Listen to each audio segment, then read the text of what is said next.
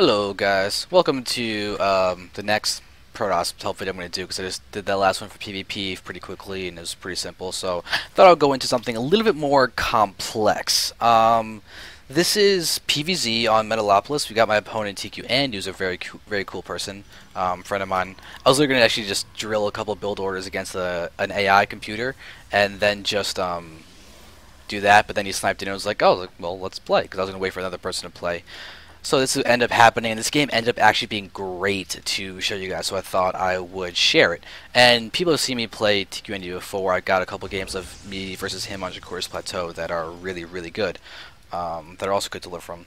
But this is a very weird, no Colossus, big macro PvZ build that's kind of funny. Right now I see he's harassing and annoying him to the point where he has to end up attacking my probe, which is nice.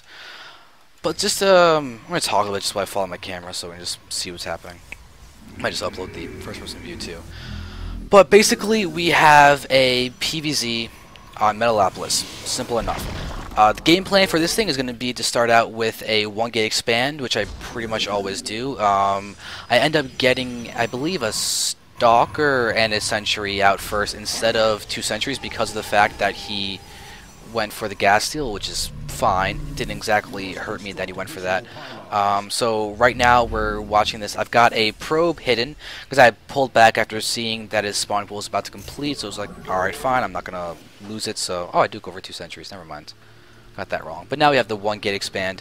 Around the 5-minute mark is usually a good spot to get it, and something that I do with this 1-gate expand is chrono out sentries. And when you go for an atypical style, it really helps to make sure that you can damage your opponent a little bit at the start. And that was just me being sad that someone was lagging. And by the way, this is a full wall off at between the ramp and my nexus with those gateways, which is good because I want to be skin tight against links that could come in. You'll see I'll be putting a pylon to the right of my simulator and everything. So my probe I kept alive, and now I'm just scouting to see if he's going to get a third because I want to punish it. If I can, I'd like to take it out, but at the very least want to pressure him. So I scout the third. I've got this pylon up, so in a second or two I will pause and just take a look at the overview of the entire game. So let's go 7:30. I'll do that to pick a random number. But I'm going to be pushing soon. I've planned for that. My probe is there, and 7:30, just for the fun of it. So let's look at the entire state of this game and how it's going. We've got me going for a 4th gate on top of these 3 to go for a little bit of 4-gate pressure. I used to do 3-gate pressure, but then Zerg got better at dealing with that, so I added on 1 gate.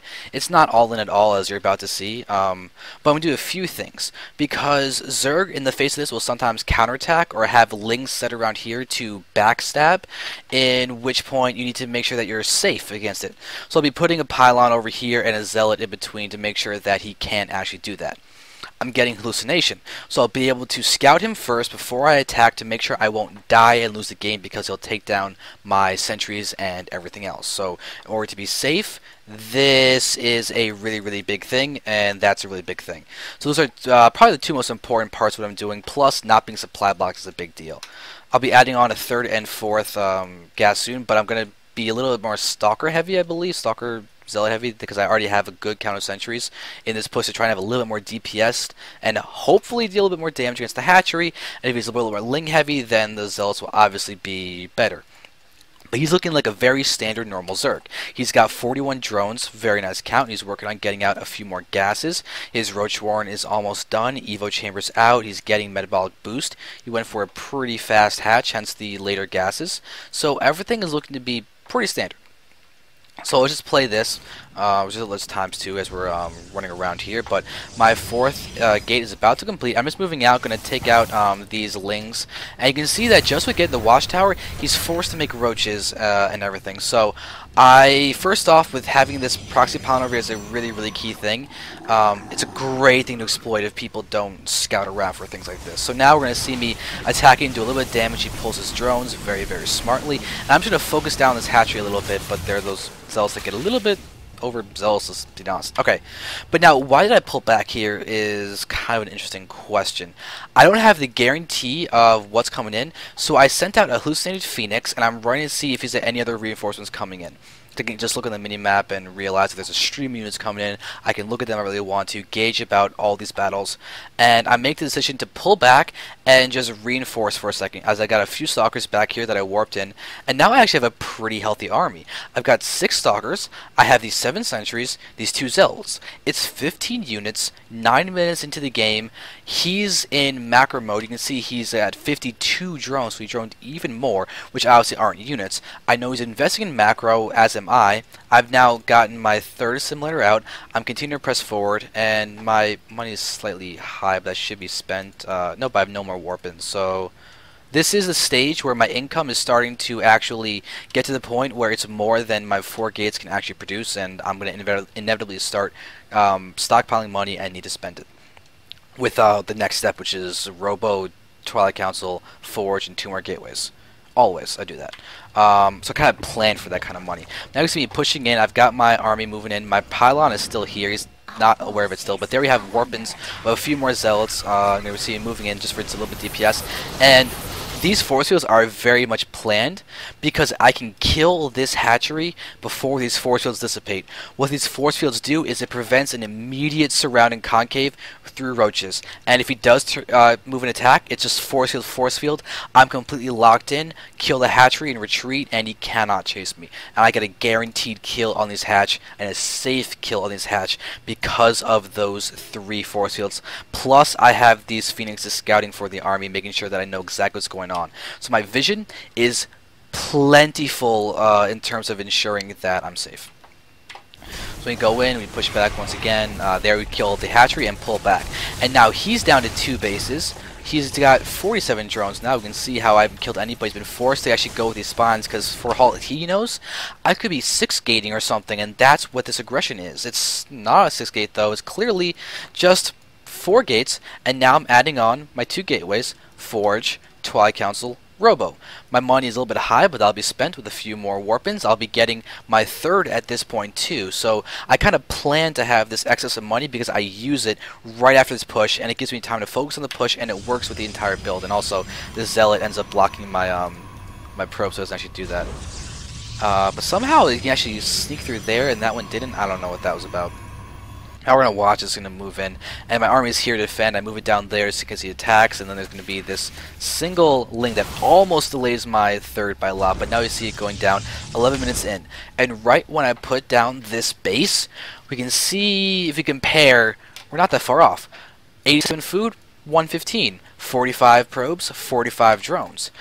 We have me with a nice army and a lot of energy on my sentries. We have 1, 2, 2 guys that are max, 1 guy's about to be max, 1 guy that has 3 force fields, 1 force field, 1 force field, 2 force fields. It's a lot of micro capability that I have. I'm trying to get the watchtower. It's not going to go so well. He's got links here very, very smartly. He's re-getting his 3rd. So for all intents and purposes, his 3rd got put down 10.5 minutes in, and mine got put down 11 minutes in. That's an incredibly good position for Protoss. So now we can look around. We can see he's got his lair up. He's working on getting his missile attacks and his Gleam Constitution for his roach speed. But we're pretty neck and neck in terms of everything to do with macro at the moment, which is good. It's what I'm planning for. I've got these pounds finished. I'm going to go ahead and start walling this off completely because of, well, this possibility. You do that because if Lings come in and get a surround on the sentries, stalkers, and all that, I'll just be dead. The roach DPS will make force fielding pointless. So I'm doing pretty solid here. I don't get to cancel those couple gateways. It doesn't really matter. I wall off. I missed this one force. I was could have just like killed off a good solid 5 or 6 roaches, which would be fine and really, really good to be able to do. But now I have to run around and be careful. And if you look at my vision, I can see with that pylon on the edge that he's actually preparing to attack once again down there. So I remove my army, reposition them down there, and get ready for another attack. And there it comes. I try and once again lock in a bunch of guys, and I almost succeed, but the whole point is I've got the energy to do it, and it's perfectly safe. And it's, think about it, look at my sentries. Even after all those force fields that didn't accomplish that much, we have 4, 5, 6, 10, 11 force fields still left, so I have a lot of room to maneuver. And I'm pretty much in the position I want to be. Plus, this pylon is still alive that I used originally. The probe is now dead, but this is still here. I'll be able to see if he's attacking down this avenue, if he's getting this base, and he's rallying down to attack me. I've got that kind of vision. So it's actually a great scout for me. And And it's a perfectly reasonable spot to not see as Zerg, which is a really, really good strength for that kind of position. All Zerg should definitely try and scout around and look for that kind of thing.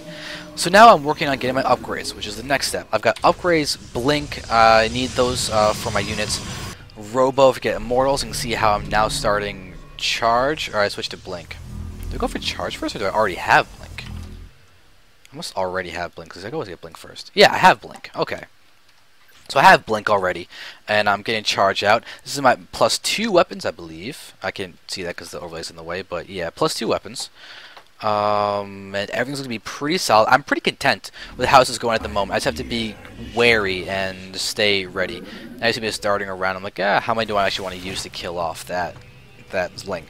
But I have my observers out. I'm scouting. I know he's his 4th base. I know he's sticking with Ling Roach too, which is a big thing is to actually realize. So I actually changed my strategy a little bit. Normally, I would go for maybe double Robo and another base right now or something while I'm trying to move around, but the position that I'm in, I've delayed him a lot. I know exactly what's over here. His detection is an Overseer. He has no spines, no spores. If you look around here, he's got nothing else here. He's pretty much skimping on traditional defense because his economy was hurt so much earlier on. So I can get away with this move that I'm doing.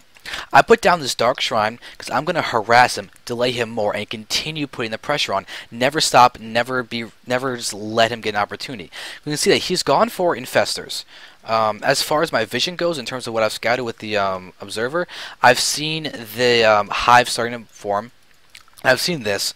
I don't know if it's a Spire or if it's a... or if it's an Infestation Pit or something. But I know, I know if it's a Spire or something else, but it turns out to be an Evo Chamber. But the Infestation Pit is there.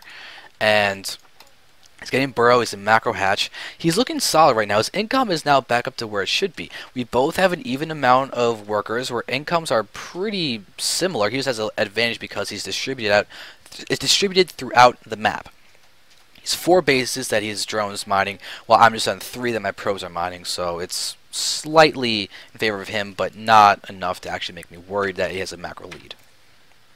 So let's continue watching, because I would love for that pylon to stay alive in time for my DT. That's kind of one of the things that I'm just going to go plan for. If not, I'll just walk him up because he doesn't have spores. I'll spread around my DTs, multiple bases to deal as much damage as possible. And just for the record, we can see that I've killed 1 probe and 1 drone. And this is a big thing I want to note, is this choice of expansion. There's multiple reasons for it. The chief one is that this is a traditional expected base, and he may just pop down, look for it, and see there's no 4th, pull back, and just continue macroing because I'm entrenched on 3 bases, and I may just be that stereotypical toss that stays on 3 bases and goes to Colossi and then pushes and then wins. That's not my style. This is a lack of Colossus style. But this is still up. If it's not, then I just use this pylon. It's not that much of a difference in terms of the time. But what this also means, if he does scout it and tries to attack it, then what I can do is catch him while he retreats. Move up, and he has no retreat. He cannot escape. His army will die. So let's just take a look at what's happening next, because it's pretty key. It's these situations that are really important. So now we see right here, he's attacking me. I want to actually push out and pressure him, because this is about that time where Zerg, well, gets max. Zerg gets a new tech level. Zerg starts going for another base. Zerg does something that makes them vulnerable. If they're attacking into either my main or my natural, I can hit that with this army pushing out. I'll see it, and I'm good. If he's attacking down here, well, I'm on the way to defend it and attack it, which is great. And we can see right now that this timing to attack, it works out really, really well for me in the pace of how this game has gone, because of how this gets controlled. And watch the vulnerabilities and everything. So we're watching as I'm just going to push in. I'm going to now just go to normal speed, just so you can really take a look at what's happening, because it's pretty important. Look at my choice of force fields. I put down 3 down there. If he attacks me, he loses a concave. I blink back. Unfortunately, he fungled me, but that's fine. Part of it has to invade future fungals. But he's fungling me pretty hardcore. I'm going to take this away just so that you can see a little bit more. But watch. I'm going to pause it. Look at my force fields. Roaches, 4 range. Stalkers, 6 range. Immortals, 6 range. Sentries, 5 range. They all outrange the Roach. So the Roach has to get in closer to attack. This is basic knowledge. Most people can tell this just by the normal games that they played. But with these force fields, he cannot do that. I do more DPS than him. He takes more damage. He does almost nothing to me because he has to get closer, because this is approximately 4. Actually, I'm going to go back 10 seconds and see if we can see if any of those roaches actually attack into that. So now we do this, we get some shots off, do everything there. So he does that there, my force fields will go down in a second. So there they do, and he's trying to attack actually. He's attack moving, but they're not doing anything because those force fields stop it. And now he's blinking to a concave. And this may seem like a bad blinking. See how all these stalkers are kind of out of position, but he's maneuvering around. I have sentries here that can still force field. This Immoral is dead. That's the only thing that's really botched about this engagement. But you can see that I'm going to be having a full concave. I'm going to pull back my sentry thing, force field once again to block his roaches from being able to attack. And now look at this, a new concave. A new concave, new bunch of DPS, and if you look at the upgrades too, he has 2 attack, I have 2 attack, we're even, that's fine, no real advantages either way. But now we can watch as I've got, I think I'm macro at this point. See, now I'm selecting them and controlling them. He burrows them, and check it out. DTs throughout this attack too. This guy's running around, he's attacking down there. This DT's got no kills. We're having these guys running around, no kills there. These 2 guys are going to run in and go to the natural and the main. These guys are now ripping apart this base over here. These guys are getting hit by those spines. I'm going to just target fire a few of those guys manually. This guy's now got 5 kills. I don't know where the other DT went. I think it might have get taken out or did I move it somewhere else. But these guys are now there. No one's in the main. They're just target firing these guys. I've selected them once again to deal as much damage as I can. I've killed this army and simultaneously done a lot of harassment over here. And now because he's retreating, I take 1 DT, send him into the main to deal even more damage over here. Go faster now. And you can see that this guy is actually, unfortunately attacking the roach. I don't know why he's doing that. I'm trying to pull him away to do more damage, and these roaches are attacking. I'm going to snipe off, I think, that 1 drone, yeah. And this guy is now going somewhere else. But check it out. I've done enough damage that now I've all of a sudden killed 20 drones. So after this attack where I've killed his entire army, and I've harassed, let's take a look at the food counts. 164 to 155. But there's 88 probes to 48 drones. Income is all of a sudden vastly in my favor. This is really key because I'm not even, I have 17 probes right now that are transferring and not even mining yet, with my 4th base that is now up and running before the 19-minute mark, which is pretty solid, all things considered.